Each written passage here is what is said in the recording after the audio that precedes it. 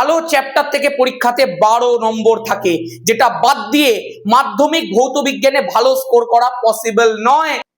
আমি তোকে কোন একটা কথা বলছি, মানে সেটা খুব ভেবে চিন্তে খুব বুঝে শুনে বলছি। ব্লাইন্ডলি ফলো কর, 100তে 100 কমন দিয়ে দেবো। আগের বছরে ছেলেমেয়েরা করেছে, তার আগের বছরে ছেলেমেয়েরা করেছে, যারা করেছে তারা রেজাল্ট পেয়ে গেছে। এই তো কদিন আগে তুই 9 থেকে 10-এ উঠলি, আর আজকে দেখ 10-এর ফার্স্ট সামেটিভ পরীক্ষা প্রায় চলেই এলো। আমি জানি অনেকে ভৌত বিজ্ঞানে অনেক সমস্যার মধ্যে আছিস, অনেকে আলো চ্যাপ্টারটাকে রপ্তই করতে পারছিস না। আমি তোকে এইটুকু বলতে পারি, এই ভিডিওটাকে প্রথম থেকে শেষ পর্যন্ত একবার দেখে নে, তুই আলো চ্যাপ্টারের চ্যাম্পিয়ন হয়ে যাবি। প্রত্যেকটা ছোট ছোট কনসেপ্ট তোর হাতের মুঠোয় চলে আসবে। মাধ্যমিক 2026 যেভাবে কাঁপিয়েছি, 2027 আরো ভয়ঙ্কর ভাবে কাঁপাবো। ধামাকা শুরু করা যাক। হ্যালো এন্ড ওয়েলকাম সবাইকে আমার ইউটিউব চ্যানেল অ্যাডভেঞ্চার একাডেমির আরো একটা নতুন ভিডিওতে। আমি তোমাদের মেন্টর সৈকত দাস। খেয়াল রাখ, আলো চ্যাপ্টার থেকে পরীক্ষাতে 12 নম্বর থাকে, যেটা বাদ দিয়ে মাধ্যমিক ভৌত বিজ্ঞানে ভালো স্কোর করা পসিবল নয়। তাই তোকে এটা শিখতেই হবে। তোরা প্রত্যেকে জানিস আলো একটা বড় চ্যাপ্টার, সেই কারণে আমরা এটাকে দুটো পার্টে ভাগ করেছি। ফার্স্ট পার্টটা যারা দেখেছিস তারা জানিস ওখানে পুরো দর্পণটা কভার করে দেওয়া ছিল, আর এই সেকেন্ড পার্টে দর্পণের পর থেকে গোটা আলোটা কভার করে দেওয়া আছে। তাই দুটো পার্ট যে দেখে নেবে তার পুরো আলো ফার্স্ট সামেটিভ ইনফ্যাক্ট মাধ্যমিকের জন্য কভার হয়ে যাবে। খেয়াল রাখ, আমার কাছে এই ভিডিওটা কিন্তু দুটো পার্টে ছিল না, আমি একটাই ফ্লোতে পুরো আলোটা করেছি, তোদেরকে দুটো পার্টে কেটে পোস্ট করছি। সেই কারণে তোদের মনে হতে পারে আগেরটা যেখানে শেষ হয়েছিল পরের ভিডিওটা তারপর থেকে হঠাৎ করে শুরু হচ্ছে। খেয়াল রাখবি, পুরো ভিডিওটা যদি তুই একবার দেখে নিস, আলো নিয়ে তোর কোনো সমস্যা থাকবে না, থাকবে না, থাকবে না। আমাকে অবশ্যই ভিডিও শেষে জানাবি তোর কেমন লেগেছে। চল শুরু করা যাক। আর অবশ্যই যারা যারা প্রথম পার্টটা দেখিসনি তাদের কোনো সমস্যা নেই, সেকেন্ড পার্টটা আগে দেখে নে, তারপরে তুই আবার গিয়ে প্রথম পার্টটা দেখতে পারবি, কোনো অসুবিধা হবে না। চল শুরু করি। আচ্ছা, এইবার চল একটুখানি প্রতিসরণের ব্যাপারটা শুরু করা যাক। এতক্ষণ তোরা দর্পণের ক্ষেত্রে প্রতিফলন পড়ছিলি, মানে তুই খেয়াল করে দেখিস, ধর এই একটা দর্পণ ছিল, তোরা এতক্ষণ দেখছিলি একটা আলোকরশ্মি আসছে, দর্পণের মধ্যে ধাক্কা খাচ্ছে, আবার যেদিক থেকে আসছিল সেই দিকেই ফেরত চলে যাচ্ছে। তার মানে দাদা, আলোকরশ্মি এতক্ষণ মাধ্যমের কোনো পরিবর্তন ঘটাচ্ছিল না, রাইট? আমি বললাম একদম রাইট ভাই। কিন্তু এইবার আলোকরশ্মি কিন্তু মাধ্যমের পরিবর্তন করবে, এক মাধ্যম থেকে অন্য মাধ্যমে যাবে। তোরা প্রত্যেকেই প্রতিসরণের নর্মাল রুল ফুল সব জানিস, প্রতিসরণ জিনিসটাকেও জানিস, তোকে নতুন করে প্রতিসরণটাকে চেনানো যাক। চল খেয়াল করে দেখ, যখনই তোকে প্রতিসরণটা বোঝাতে হবে, আমি প্রথমেই একটা বিভেদ তল এখানে ড্র করে নিলাম, এবং সেখান থেকে স্বাভাবিকভাবে তোকে একটা অভিলম্ব ড্র করতে হবে। দাদা, এই বিভেদ তলটা কাকে কাকে সেপারেট করেছে? আমি বললাম ধর এটা হচ্ছে মাধ্যম নাম্বার 1 আর এটা হচ্ছে মাধ্যম নাম্বার 2। আমি তোকে এখনো পর্যন্ত বলছি না কোনটা ঘন মাধ্যম কোনটা লঘু মাধ্যম, জাস্ট তোকে বললাম দুটো মাধ্যম রয়েছে। এবার তুই চিন্তা করে দেখ, তোরা যেটা জানিস যে একটা আলোকরশ্মি এরকম ভাবে আসবে, বিভেদ তলের উপর এই বিন্দুটার মধ্যে আপতিত হবে, হওয়ার পরে স্বাভাবিকভাবে তার বেরিয়ে যাওয়ার কথা ছিল এই পথ ধরে, যেমনি এসেছিল অমনি বেরিয়ে যাওয়ার কথা ছিল, কিন্তু সে এইভাবে বেরোয় না। ডিপেন্ডিং অন দা মাধ্যম, ডিপেন্ডিং অন দা সিচুয়েশন, সে কখনো কখনো অবিলম্বের দিকে হালকা বেঁকে যায়, কখনো কখনো অবিলম্ব থেকে হালকা দূরে চলে যায়। এই যে পুরো ঘটনাটা আমি তোকে এক্ষুনি ব্রিফলি বললাম, যে আলো এলো, একটা বিন্দুতে পড়লো, পড়ার পরে বেরিয়ে যাওয়ার কথা এরকম ডটেড লাইন ধরে, কিন্তু কখনো কখনো সে অবিলম্বের দিকে বেঁকে যায়, কখনো কখনো সে অবিলম্ব থেকে দূরে চলে যায়। এই ঘটনাটাকেই আমরা প্রতিসরণ বলে থাকি। খেয়াল রাখবি, একটা ছোট্ট প্রশ্ন আসে, আলোক রশ্মির প্রতিসরণের ক্ষেত্রে যখন আলোটা এক মাধ্যম থেকে অন্য মাধ্যমে চলে যাচ্ছে, তখন তার সবকিছু চেঞ্জ হয়ে যেতে পারে, একটা ধর্মের কোনোদিন পরিবর্তন ঘটে না, আর সেই ধর্মটার নাম হচ্ছে কম্পাঙ্ক। এটা কিন্তু বহুবার পরীক্ষাতে দিয়েছে। এইবার দাদা আমাকে একটা কথা বলো, এই যে অবিলম্বের কাছে চলে আসছে বা অবিলম্ব থেকে দূরে চলে যাচ্ছে, এর ফলে কি হচ্ছে? আমি বলছি দেখ ভাই, এই যে অ্যাঙ্গেলটা তুই দেখতে পাচ্ছিস, এই যে কোণটা তুই দেখতে পাচ্ছিস, এটা তো আপতিত রশ্মি, যেটা অবিলম্বের সঙ্গে একটা কোণ করেছে, সেটাকে আমরা আপতন কোণ বলে থাকি। একদম দেখ, খেয়াল করে দেখ একটুখানি ভাই, একদম একটা রিয়েলিস্টিক সিচুয়েশন ইমাজিন করে দেখ। আমি তোকে ধর বললাম, যদি আলোক রশ্মিটা যেরকম ভাবে এসেছে অমনি ভাবেই বেরিয়ে যেত, তাহলে এই যে ডটেড লাইনটা অবিলম্বের সঙ্গে যে অ্যাঙ্গেলটা করতো, ওটাই তোর প্রতিসরণ কোণ হতো। আর দাদা, প্রতিসরণ কোণকে আমরা আর দিয়ে প্রকাশ করি। যদি আলোক রশ্মিটা যেমন এসছে অমনি ডটেড লাইন ধরে বেরিয়ে যেত, তাহলে দাদা I = R হওয়ার কথা। আমি বললাম হ্যাঁ, হওয়ার কথা। কিন্তু কি হয় রে দাদা, কখনো কখনো রশ্মিটা অবিলম্বের দিকে চলে আসে, মানে এই অ্যাঙ্গেলটা যেটা এত বড় হওয়ার কথা ছিল সেটা এইটুকু হয়ে যাচ্ছে দাদা। আমি বললাম একদম। তার মানে প্রতিসরণের যে কোণ, সেই আর এর ভ্যালুটা আই এর তুলনায় অনেকটা ছোট হয়ে যাচ্ছে। আমি বললাম একদম ভাই, অনেকটা ছোট হয়ে যাচ্ছে, খুব বেশি ছোট না, তবে হ্যাঁ ছোট হয়ে যাচ্ছে। এই ক্ষেত্রে আইটা বড়। আবার দাদা চিন্তা করে দেখো, এমন একটা সিচুয়েশন আসতে পারে যেখানে এই আর এর মানটা এতটা বড় হয়ে যাচ্ছে, মানে এই পুরো অ্যাঙ্গেলটা তখন প্রতিসরণ কোণ। তার মানে দাদা তখন আমি বলতে পারি আর ইজ গ্রেটার দেন আই। মানে দাদা প্রতিসরণের ক্ষেত্রে অ্যাকচুয়ালি দুটো সিচুয়েশন অ্যারাইজ করতে পারে। প্রথম সিচুয়েশনটার মধ্যে আই এর মানটা আর এর থেকে বড় হতে পারে, দ্বিতীয় সিচুয়েশনটার মধ্যে আর এর মানটা আই এর থেকে বড় হতে পারে। এবার কোন ক্ষেত্রে কোন সিচুয়েশনটা অ্যারাইজ করছে বুঝবো কি করে? সেটার জন্যই তোকে আমি একটা তারকিব শেখাবো ভাই। এই ট্রিকটা যদি তুই শিখে যেতে পারিস, যে ট্রিকটা তোকে আমি এই বিগত 3-4 বছর ধরে আমি ছেলেমেয়েদেরকে শেখাচ্ছি, এই ট্রিকটা যদি কেউ একবার মনে রাখে, তার পুরো প্রতিসরণ জলের মতো ক্লিয়ার হয়ে যাবে, আমি এটুকু গ্যারেন্টি দিয়ে বলতে পারি। তোর ফিজিক্যাল সায়েন্স তোর হাতের মুঠোয় এনে দেওয়ার দায়িত্ব আমার, অর্থাৎ অ্যাডভেঞ্চার একাডেমি। তুই বলতে বাধ্য হবি আগের বছরের ছেলে মেয়েদের মতো, মাধ্যমিক ভৌত বিজ্ঞান মানেই অ্যাডভেঞ্চার একাডেমি। তোকে এই টেকনিক গুলো এমন এমন শেখাবো, তুই মাধ্যমিকে 100 পেয়ে আসতে বাধ্য, গ্যারেন্টি আমার। চল এবার দাদা কি টেকনিক সেটা, তুই আগে দুখানা সিচুয়েশন তৈরি কর। এই একটা সিচুয়েশন, এই একটা সিচুয়েশন, এরকম ভাবে আমি তৈরি করলাম, ঠিক আছে? এবার দাদা তুমি চিন্তা করে দেখো, ধরো আমি বললাম এইটা হচ্ছে লঘু মাধ্যম, এইটা হচ্ছে ঘন মাধ্যম। দাদা এই লঘু মাধ্যম ঘন মাধ্যম জিনিসটা বোঝে কি করে? ডেনসিটি দিয়ে, ঘনত্ব দিয়ে বুঝতে হয় ভাই। আজকে তুই চিন্তা করে দেখ, এই লঘু আর ঘন মাধ্যম বোঝার উপায়টা হচ্ছে প্রতিসরাঙ্কের মান। তোরা নিশ্চয়ই যখন যখন প্রতিসরণটা পড়েছিস, তোরা এই প্রতিসরাঙ্ক বিষয়টাও জেনেছিস। আজকে তুই চিন্তা করে দেখ, যখন আমরা বায়ু মাধ্যমের কথা বলি, মানে যখন এয়ার এর কথা বলি, তখন তার প্রতিসরাঙ্ক মিউ এর ভ্যালুটা হচ্ছে 1। আজকে যখন আমরা জলের কথা বলি, তখন তার প্রতিসরাঙ্ক মিউ এর ভ্যালুটা হচ্ছে 1.33। আজকে যখন আমরা কাচের কথা বলি, তার প্রতিসরাঙ্ক মিউ এর ভ্যালুটা হচ্ছে 1.5। এটাকে ধরো আমি মিউ এ, এটাকে আমি মিউ ডাব্লিউ, আর এটাকে আমি মিউ জি দিয়ে নাম দিলাম। তাহলে এই প্রত্যেকটা প্রতিসরাঙ্কের তুই মান বুঝতে পারছিস। দেখ, একের থেকে 1.33 বড়, 1.33 থেকে আবার 1.5 বড়। তার মানে আমি বলতে পারি, যদি আমি লঘু থেকে ঘনর দিকে সাজাই, তাহলে বায়ু হচ্ছে সবচেয়ে লঘু, তার থেকে একটু ঘন হচ্ছে জল, তার থেকে আরো একটু ঘন হচ্ছে কাঁচ। এই হচ্ছে পুরো বিষয় ভাই। তার মানে দাদা লঘু মাধ্যম বা ঘন মাধ্যম চেনার উপায় হচ্ছে তার প্রতিসরাঙ্কের মান, তার ঘনত্বের মান। আমি বললাম একদম ভাই। তাহলে এখানে তুই চিন্তা কর লঘু আর ঘন মাধ্যম লিখেছি, আর এখানে চিন্তা করে দেখ তুই ঘন লঘু মাধ্যম লিখেছি।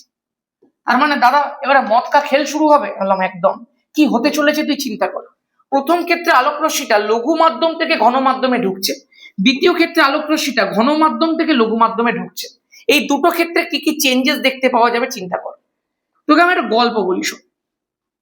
কিছুক্ষণের জন্য এই সিচুয়েশনটাকে সত্যি ধরে নে, আমি বলছি না এটা বাস্তবে সত্যি হয়, কিছুক্ষণের জন্য ধরে নে।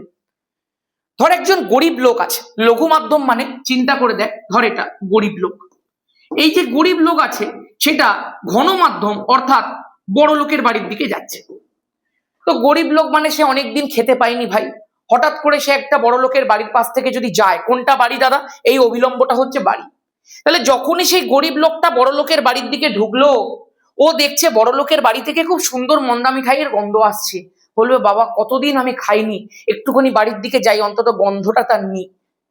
সঙ্গে সঙ্গে তুই দেখতে পাবি আলোক রশ্মিটা যেটা এরকম ভাবে বেরিয়ে যাওয়ার কথা ছিল, সে অমনি করে বেরিয়ে না গিয়ে একটুখানি অবিলম্বের দিকে, অর্থাৎ বড় লোকের এই ডটেড বাড়িটার দিকে সরে এলো। তার মানে দাদা যখন লঘু মাধ্যম থেকে ঘন মাধ্যমে আলোক রশ্মি যায়, মানে যখন গরিব লোক বড় লোকের বাড়ির দিকে যায়, তখন এই একই রকম ভাবে অবিলম্বের দিকে সরে আসে আলোক রশ্মিটা। আমি বললাম একদম। মানে প্রতিসরণের প্রথম কেস একদম। চিন্তা করে দেখ, এইটা হচ্ছে আপতন কোণ, আর এই ছোটটা হচ্ছে তোর প্রতিসরণ কোণ। হওয়ার কথা ছিল I = R, কিন্তু হচ্ছে আই গ্রেটার দেন আর। এই যে যতখানি চেঞ্জ হলো, যতখানি পরিবর্তন ঘটলো, যতটা মানটা কমলো, এটাকেই আমরা বলি চ্যুতিকোণ বা ডেল্টা। ডেল্টার মান তাহলে হয়ে গেল আই মাইনাস আর, যে বড় মাইনাস যে ছোট, গল্প ফিনিশ। আচ্ছা দাদা তাহলে এখানে কি হবে? এখানে ধরো মুকেশ আম্বানি আমার বাড়ির পাশ থেকে যাচ্ছে, কোনো নাম না নিয়ে বলছি, ধরো কোনো বড় লোক কোনো একটা গরিব লোকের বাড়ির পাশ থেকে যাচ্ছে। এবার ধর গরিব লোকটার বাড়িতে খুব পচা একটা মাছ রান্না হচ্ছে, কিছুক্ষণের জন্য ধরতে বলেছে কিন্তু, তো সেই গন্ধটা সেই বড় লোকটা নিতে পারবে না, স্বাভাবিকভাবে সে এই গরিব লোকের বাড়ি থেকে দূরে চলে যাওয়ার চেষ্টা করবে। তার ফলে কি হবে না দাদা, ও এইভাবে বেঁকে চলে যাবে। ওর যাওয়ার কথা ছিল এরকম সোজা ডটেড লাইন ধরে যাওয়ার কথা ছিল, বাট ওরকম ভাবে গেল না, ও আরো দূরে চলে গেল, তার মানে এই পথে বেরিয়ে গেল। তাহলে স্বাভাবিকভাবে দাদা এইটা যদি আপতন কোণ হয়, তাহলে প্রতিসরণ কোণটা অনেকটা বেড়ে গেল, তাহলে স্বাভাবিক আর ইজ গ্রেটার দেন আই, মানে যদি এখানে চ্যুতিকোণ করতে হয় তাহলে আর মাইনাস আই করতে হবে। আমি আশা করব প্রতিসরণের দুটো কেস তোর কাছে জলের মতো পরিষ্কার। শেষ। এবার দাদা প্রতিসরাঙ্ক মানে কি?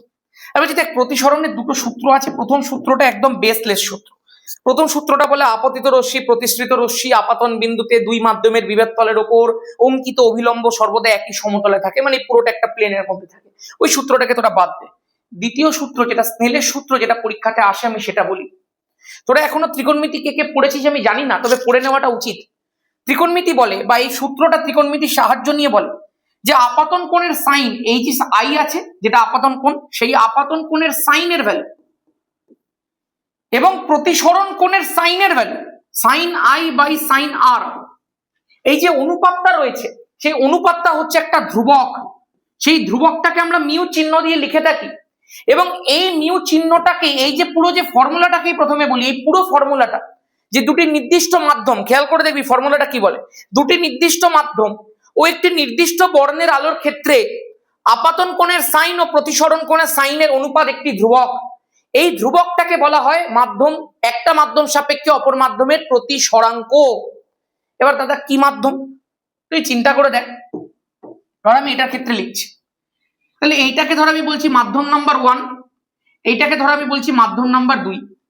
তাহলে আলো কোন মাধ্যম থেকে কোন মাধ্যমে গেছে? 1 নম্বর মাধ্যম থেকে 2 নম্বর মাধ্যমে গেছে। আমরা কিভাবে লিখবো জানিস? আমি কি দেখাবো, 1 থেকে 2 তে গেছে, তো আমি এই পাশে 1 দেখাবো, এই পাশে 2 দেখাবো, বোঝানোর জন্য কি যে আলোক রশ্মিতে 1 থেকে 2 নম্বর মাধ্যমের মধ্যে গেছে। এবং এইটাকে এরকম ভাবে তুই লিখতে পারিস μ2 ডিভাইডেড বাই μ1। ব্যাপারটা বুঝলাম কি বললাম? যখন আলোক রশ্মি 1 থেকে 2 তে যাচ্ছে, তার ক্ষেত্রে প্রতিসরাঙ্ক লেখার সময় যেখান থেকে আসছে সেটাকে বাঁ দিকে লিখবো, যেখানে যাচ্ছে সেটাকে ডান দিকে লিখবো। তারপর এটাকে কিভাবে প্রকাশ করব না μ2 ডিভাইডেড বাই μ1 এইভাবে প্রকাশ করব। এইটাকে ভাষায় প্রকাশ কি করে করে জানিস? লেখে প্রথম মাধ্যম সাপেক্ষে দ্বিতীয় মাধ্যমের প্রতিসরাঙ্ক। কেন দাদা? যে নিচে থাকবে তার সাপেক্ষে লেখা হবে। তাহলে দেখ 1 নম্বর মাধ্যমটা নিচে আছে, ওই জন্য লেখা হয়েছে প্রথম মাধ্যম সাপেক্ষে কার প্রতিসরাঙ্ক? দ্বিতীয় মাধ্যমের প্রতিসরাঙ্ক। আশা করতে পারি একদম ক্লিয়ার আছে, একদম পরিষ্কার আছে।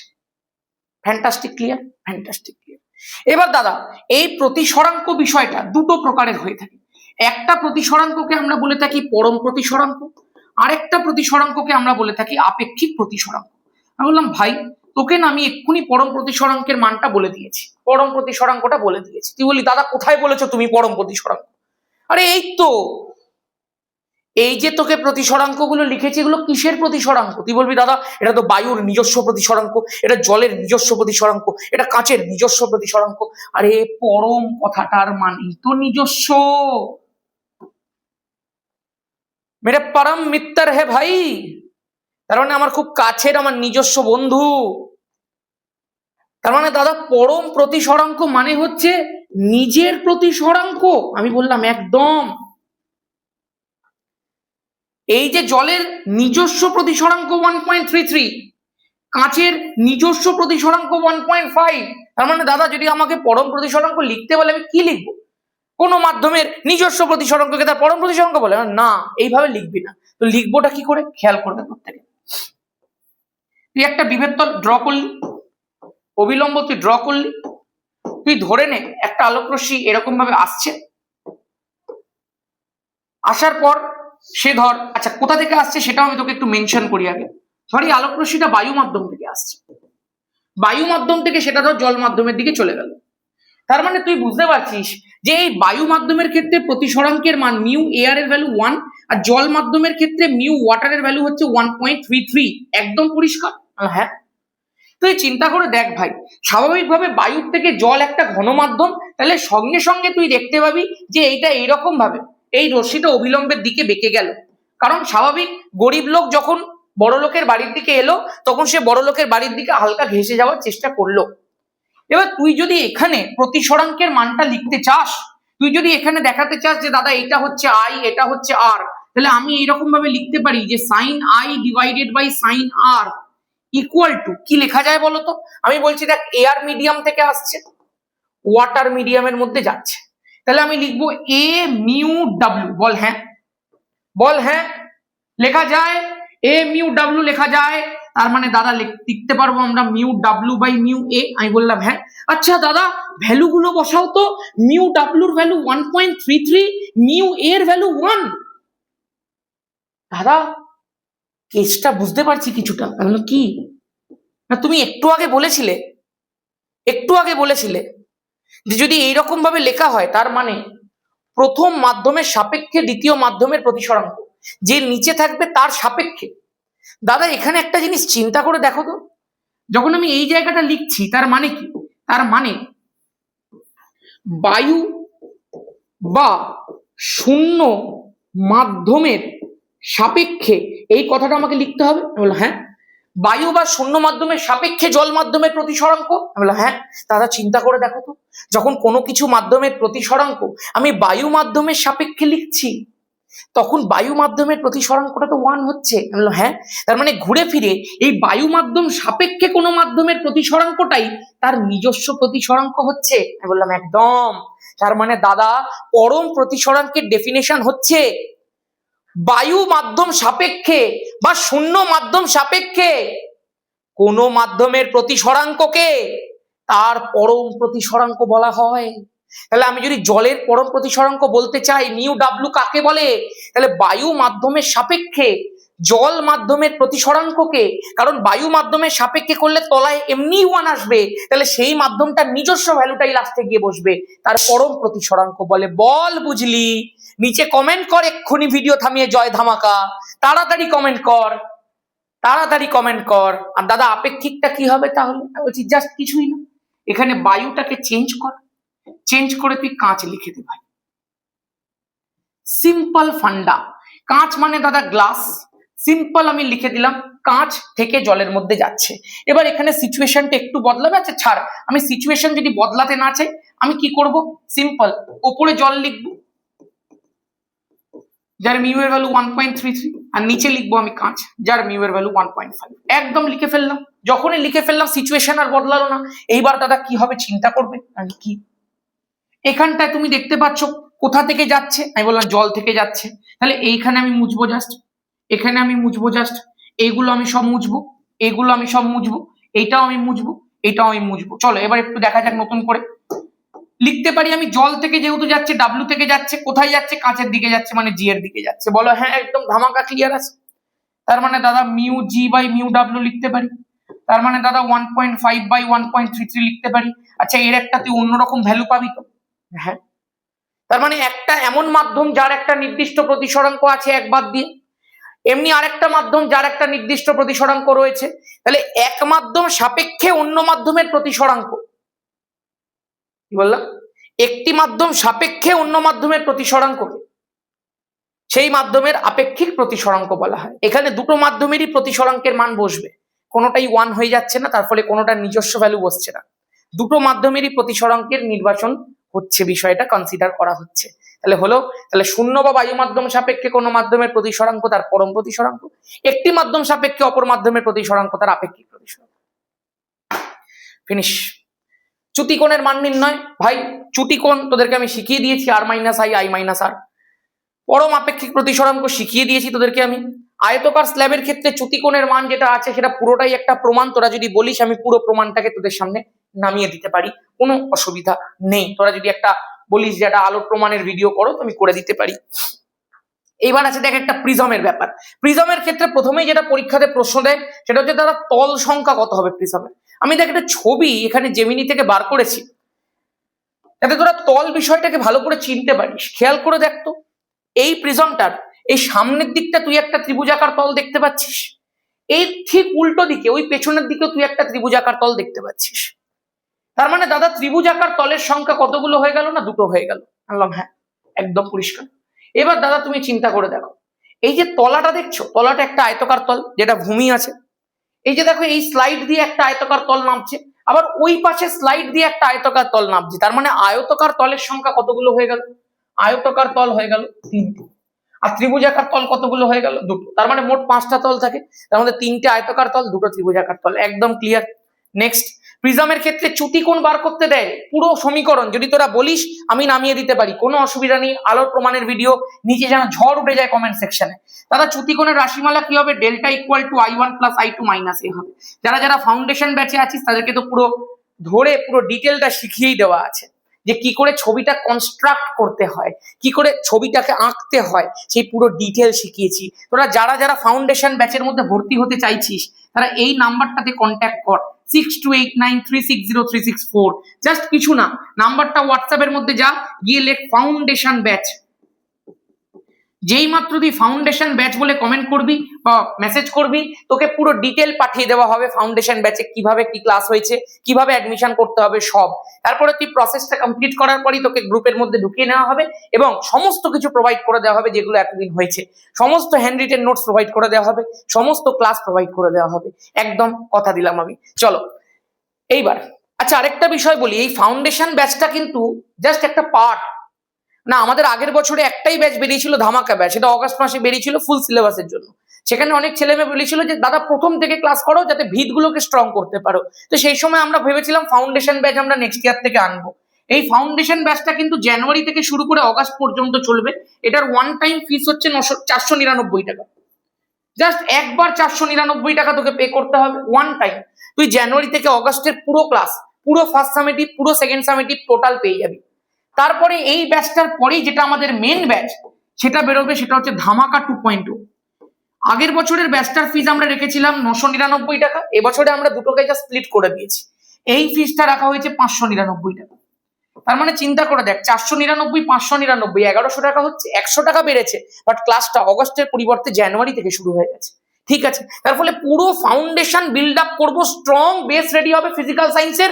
তারপরে একদম কাঠারি চালানো হবে ভাই, পুরো ফিজিক্যাল সায়েন্সকে একদম কেটে ফেলা হবে, মাধ্যমিককে ধ্বংস করে দেওয়া হবে ধামাকা 2.0। এখানে ফুল সিলেবাসের এমন প্রিপারেশন করানো হবে, টেস্টার মাধ্যমিকের 90 মার্কসের, কেঁপে যাবে। আর এই তার আগে দরকার ফাউন্ডেশন, ওই জন্য দুটোকেই রাখা হয়েছে। যাই হোক, এখানে অ্যাডমিশনটা অ্যাপের মাধ্যমে হবে, ওটা সেকেন্ড ফেজ অগস্ট মাসে সেকেন্ড সামেটিভের পরে হবে। আপাতত তুই এটার মধ্যে জয়েন করতে পারিস। তো প্রিজমের চ্যুতির রাশিমালা এইটা তোরা প্রত্যেকে জানিস, এটা হচ্ছে প্রথম তলে আপতন কোণ, এটা হচ্ছে নির্গমন কোণ, আর এটা হচ্ছে প্রিজম কোণের মান, তাই না? কখনো কখনো প্রিজম কোণ দিয়ে দেয় সমবাহু ত্রিভুজ, সেক্ষেত্রে এটা 60 ডিগ্রি হয়ে যায়। তাহলে ন্যূনতম চ্যুতিটা কি? কখনো কখনো তুই দেখতে পাবি এই I1 এর মানটা I2 এর মানের সাথে সমান হয়ে যায়। মানে প্রিজমের প্রথম তলে আপতন কোণ আর শেষ তল থেকে দ্বিতীয় তল থেকে নির্গমন কোণের মানটা সেম হয়ে যায়। তখন কি হয়, দুটোকে আমি ধর I ধরে দিলাম, তখন চ্যুতিটা হয়ে যায় মিনিমাম। তখন লিখলাম ডেল্টা মিনিমাম। কি লেখা যায় বল?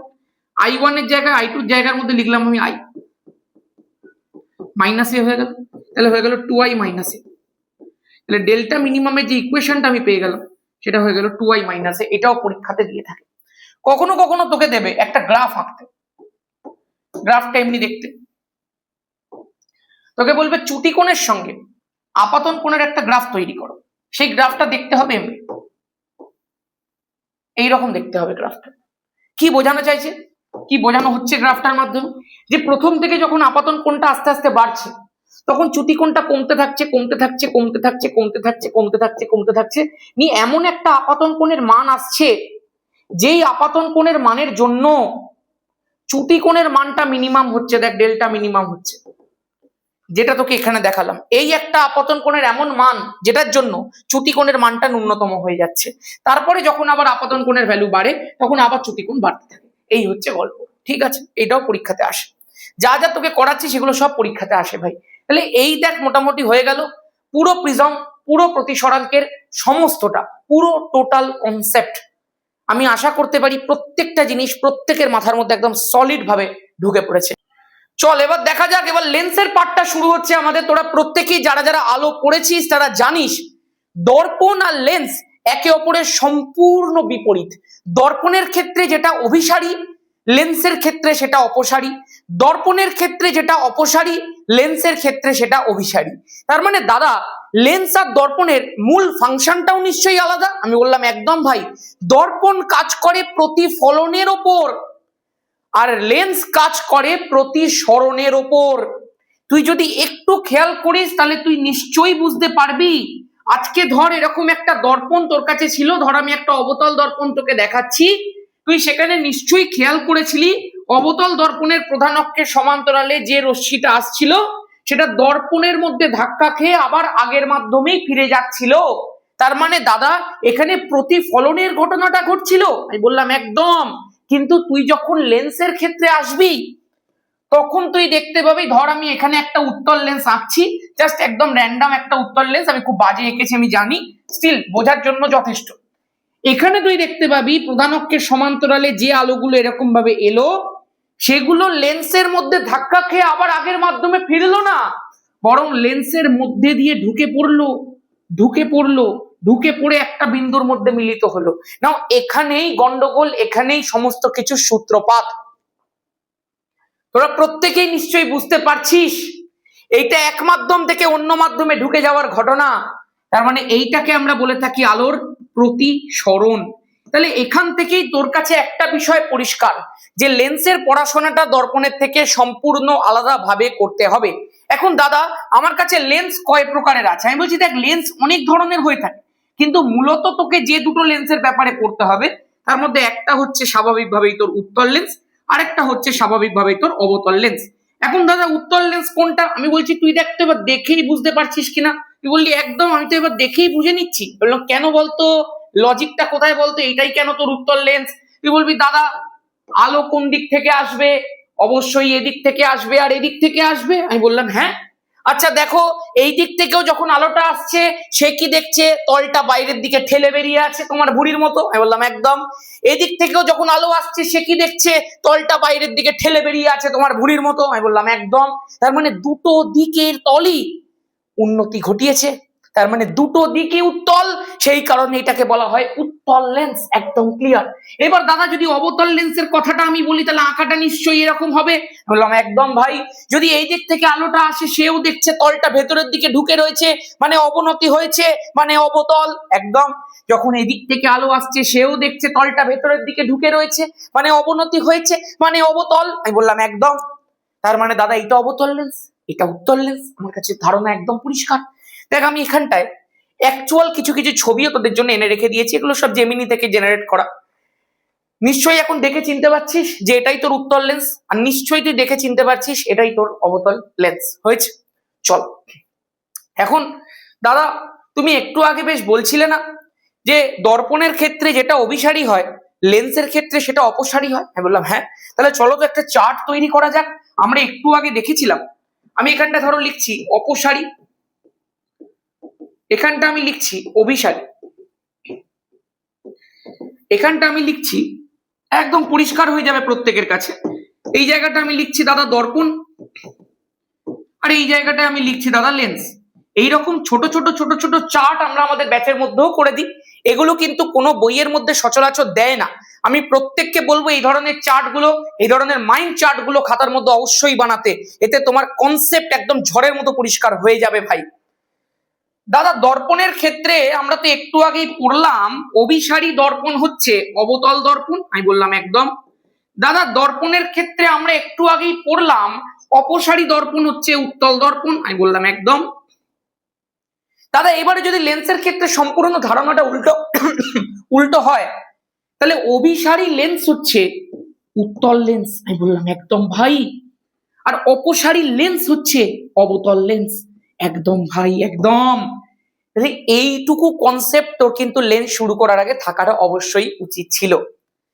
এইবারে মন দিয়ে শোন, আরো কয়েকটা ছোট্ট ছোট্ট জিনিস তোকে আমাকে বলতে হবে।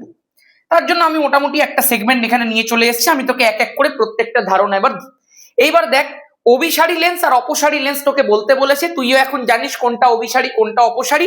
এখন দাদা তুমি প্রথমে আমাকে বলো, এই যে তুমি একটু আগে বললে যে উত্তল লেন্স একটা অভিসারী লেন্স, তার কারণটা কি? আমি বললাম ধর এই আমি একটা উত্তল লেন্স আঁকলাম, এই ধর আমি উত্তল লেন্সটার প্রধান অক্ষ আঁকলাম। একটা জিনিস খেয়াল রাখ ভাই, যেমনি দর্পণের ক্ষেত্রে দুখানা প্রান্তবিন্দুকে যোগ করে তুই একটা উন্মেষ পেতিস, অমনি লেন্সের ক্ষেত্রেও দেখ এই কর্নারকে যোগ করে তুই যে মধ্যিখানের লাইনটা পেয়েছিস সেটাই লেন্সের উন্মেষ। প্রধান অক্ষ এবং উন্মেষ যে বিন্দুটার মধ্যে ছেদ করেছে সেটাই লেন্সের একদম মিডল পয়েন্ট। দাদা দর্পণের ক্ষেত্রে আমরা সেই মিডল পয়েন্টটাকে মেরু বলতাম। আমি বললাম ঠিক ঠিক, একদম ঠিক বলেছিস ভাই, কিন্তু লেন্সের ক্ষেত্রে আর মেরু বলে কোনো কনসেপ্ট হয় না। এই বিন্দুটাকে বলা হয় আলোক কেন্দ্র। এবং খেয়াল রাখ, মেরুর কিন্তু খুব একটা ডেফিনেশন আসে না, যদি আসে লিখবি দর্পণের প্রতিফলক তলের মধ্যবিন্দুকে মেরু বলে। কিন্তু আলোক কেন্দ্র দিয়ে কিন্তু পরীক্ষাতে প্রশ্ন এসেছে, ইনফ্যাক্ট আলোক কেন্দ্রের ছবিও পর্যন্ত আঁকতে দিয়েছে, আমি সেটাও তোকে শেখাবো। যাই হোক, এটা তো তুই জানিস এটাকে প্রধান অক্ষ বলে। আমি এটাকে একটুখানি মুছে দেখাই, এটাকে অভিসারী লেন্স কেন বলা হয়ে থাকে। দেখ, যদি এর প্রধান অক্ষের সমান্তরালে আলোক রশ্মি আসে, মানে ধর এইরকম করে আলোক রশ্মি এলো, এইরকম করে আলোক রশ্মি এলো, এই প্রধান অক্ষের সমান্তরালে আসা আলোক রশ্মিগুলো লেন্সের মাধ্যমে প্রতিসরণের পর, রিপিট, প্রতিসরণের পর প্রধান অক্ষের উপর একটা বিন্দুতে এসে মিলিত হবে। এবং দাদা যেহেতু এখানে মিলন ঘটছে দুটো আলোক রশ্মির একটা বিন্দুর মধ্যে, তুমি তো একটু আগে আমাদেরকে শিখিয়েছো দর্পণে যে অভিসার কথাটার অর্থই হচ্ছে মিলন। আমি এই জন্যই তো বলছি এই উত্তল লেন্সটাকেই বলা হয় অভিসারী লেন্স।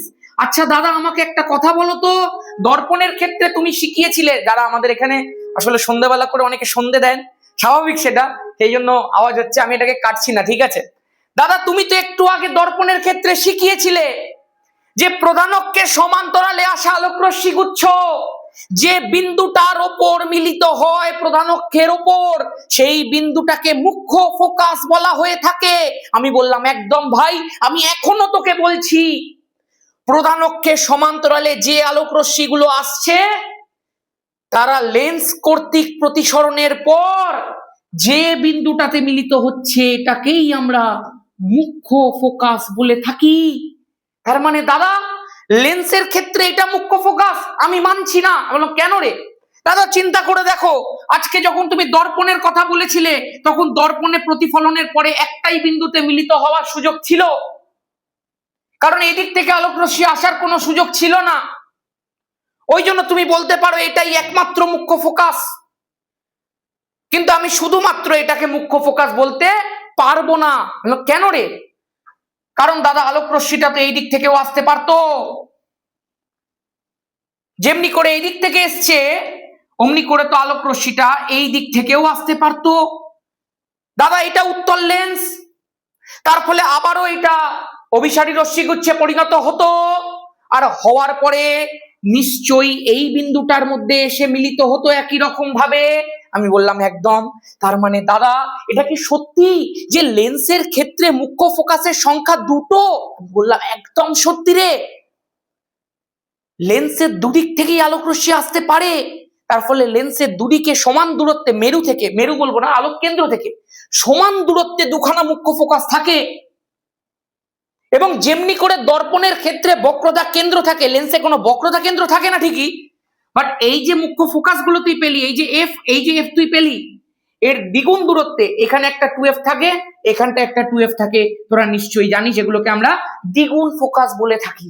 দর্পণের ক্ষেত্রে যেটাই বক্রতা কেন্দ্র, লেন্সের ক্ষেত্রে সেটাই দ্বিগুণ ফোকাস। ক্লিয়ার? গল্প শেষ।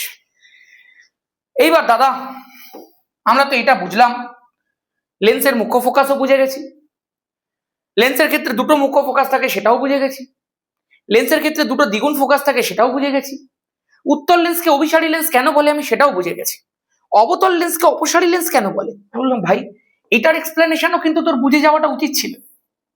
খেয়াল করে দেখ, আজকে এই যে অবতল লেন্স আছে, আমি যদি অবতল লেন্সের সামনে একটা এরকম ভাবে একটা প্রধান অক্ষ প্রথমে আঁকলাম, আঁকার পরে ধর আমি এর প্রধান অক্ষের সমান্তরালে আলোক রশ্মি গুচ্ছকে নিয়ে আসছি, এই একটা রশ্মি নিয়ে এলাম, এই একটা রশ্মি নিয়ে এলাম।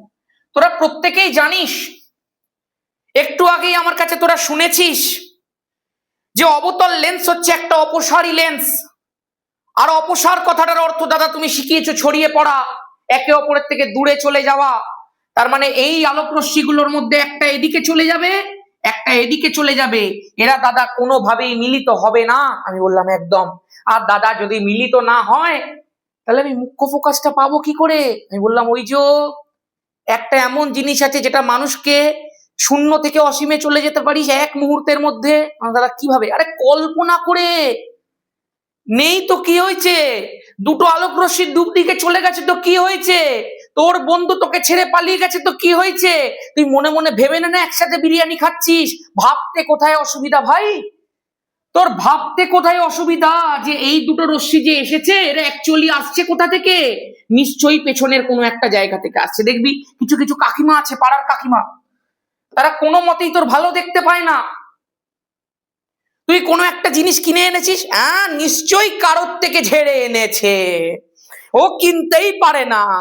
যদি কোনো ছেলে কিনে আনে, কারোর থেকে তো ঝেড়ে এনেছে। যদি কোনো মেয়ে কিনে আনে, ওকে কেউ তো দিয়েছে, নিজে কিনতেই পারে না। এই জন্য এই যে দুটো আলোক রশ্মি দুদিকে বেঁকে গেছে, আরে কোথাও থেকে তো এসেছে, নিজে নিজে বাঁকতে থরি পারে, কোথা থেকে আসছে খুঁজে বার করো, পেছনের দিকে বাড়াও। যখনই বাড়াবে তখন দেখতে পাবে এই দুটো আলোক রশ্মি হয়তো এইরকম কোনো একটা বিন্দু থেকে ছড়িয়ে পড়ছে বলে মনে হচ্ছে। তার মানে দাদা এই যে বিন্দুটা যেখান থেকে আলোক রশ্মিগুলো ছড়িয়ে পড়ছে বলে আমার মনে হচ্ছে, এই বিন্দুটাকেই আমরা বলে থাকি অবতল লেন্সের মুখ্য ফোকাস। এখন দাদা মুখ্য ফোকাস তো তাহলে দুটোই হবে। বললাম একদম, এদিক থেকে আলোক রশ্মি আসতে পারে, এদিকেও একটা সমদূরত্বে মুখ্য ফোকাস থাকতেই পারে, তাহলে দ্বিগুণ ফোকাসও দাদা দুটো থাকতে পারে। বললাম একদম থাকতে পারে ভাই। আর যেহেতু আলোক রশ্মিগুলো ছড়িয়ে পড়ছে সেই কারণে এটা অপসারী লেন্স, একদম পরিষ্কার। এইবার দাদা আর কি আছে? আর কি পড়তে হবে তুই দেখ। উত্তল লেন্সে প্রতিবিম্ব গঠন, আমি তোদেরকে বারবার করে বলছি আমাদের ব্যাচের মধ্যে আমরা একদিনের মধ্যে সব কটা প্রতিবিম্ব গঠন শিখেছি।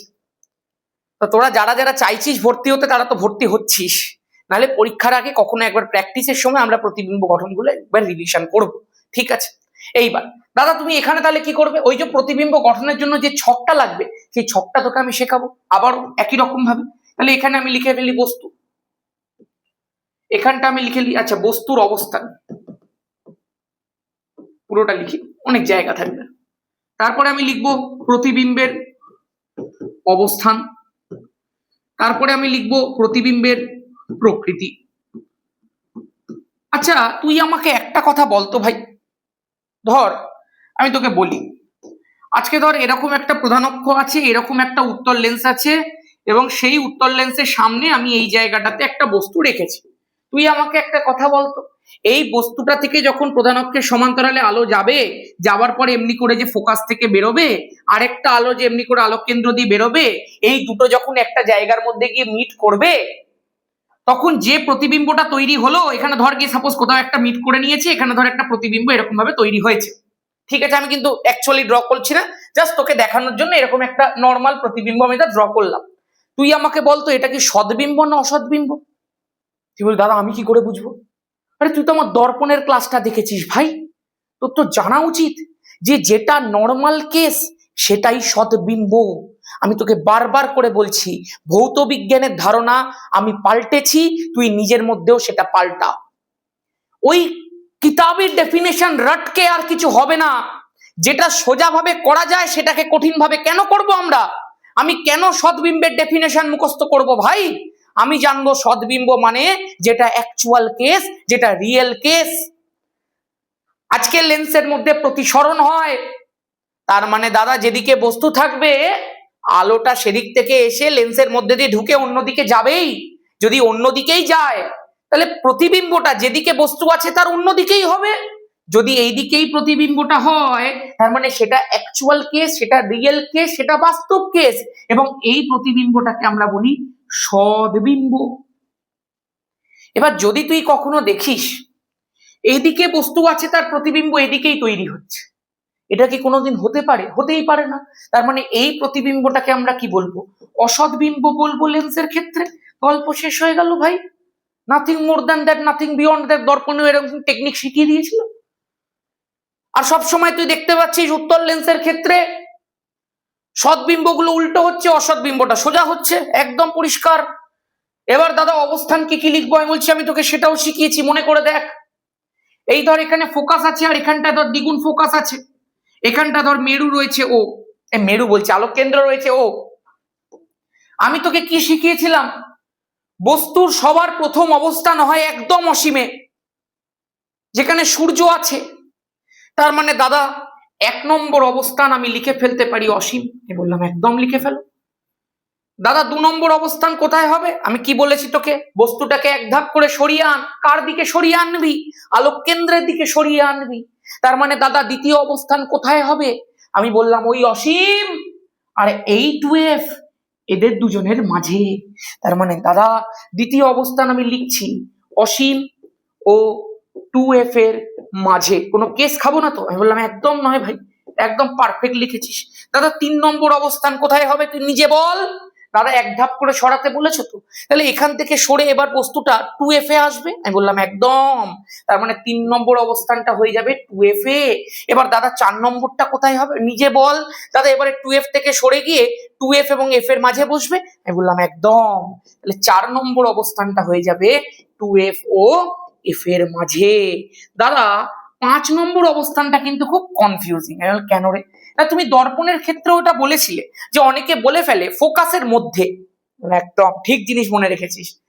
এটা বলতে হয় ফোকাসে, ফোকাসের মধ্যে নয়। কারণ 5 নম্বর অবস্থানটা হচ্ছে এই ফোকাসে। ফোকাসের মধ্যে যখনই তুই বলে দিবি, তার মানে ফোকাস আর আলোক কেন্দ্রের মাঝে হয়ে গেল সেটা। দর্পণ আর লেন্সে কিন্তু এই ভাষাটা খুব সতর্ক ভাই। তার মানে 5 নম্বর অবস্থান আমি কি লিখবো বল? ফোকাসে। আর 6 নম্বর অবস্থান কি লিখবো বল? ফোকাস ও আলোক কেন্দ্রের মাঝে। পুরোটা ভাষাটা লিখবি কিন্তু ভাই, আমার এখানে লেখার জায়গা নেই বলে লিখলাম।